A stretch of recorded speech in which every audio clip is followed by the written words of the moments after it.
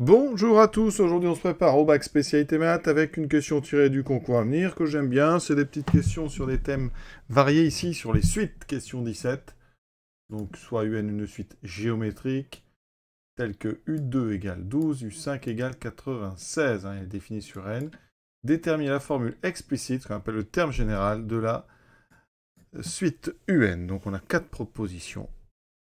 Tout d'abord, rapide résumé, une suite géométrique, elle peut être définie par une relation de récurrence. On vous donne U0, si elle commence en 0, comme ici.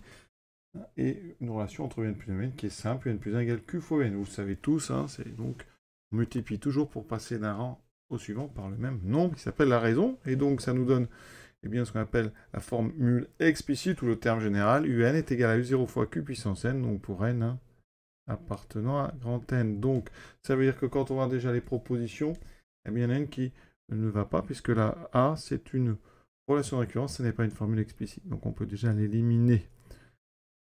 Ensuite, vous avez d'autres choses qui sont intéressantes. La C, UN égale 2N, c'est une formule explicite affine en fonction de N, d'accord? Et ça, on sait que c'est les suites arithmétiques.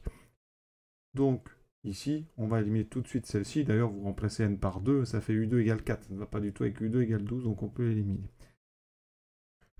Une façon de faire, c'est de procéder par élimination. On teste, par exemple, 2 fois 3 puissance n.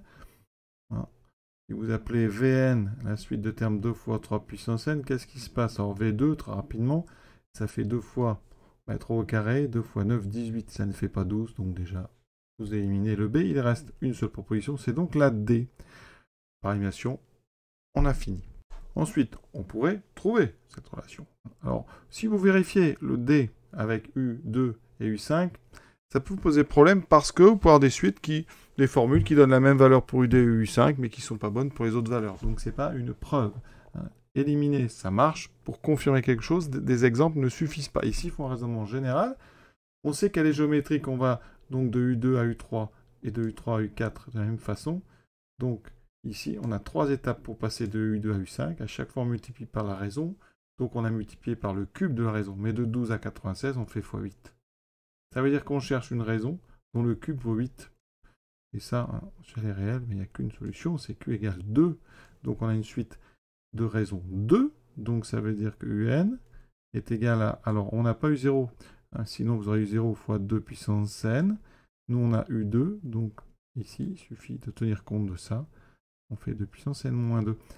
Et si vous regardez, eh bien, U2, donc ça fait 12. Fois 2 puissance, donc n-2, ça vous donne U0.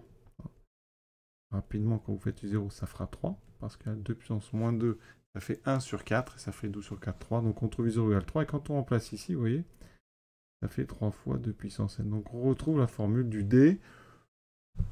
Alors autrement et plus simplement que ça, eh bien vous remontez en quelque sorte dans le temps, en tout cas dans la liste, comme ceci. Pour aller de gauche à droite, on multiplie par 2. Donc, pour aller dans l'autre sens, on divise par 2. C'est-à-dire qu'ici, si vous avez 12, U1 vaudra 6 et U0 vaudra 3. Pour ça que vous avez donc U0 qui vaut 3, la raison qui est 2.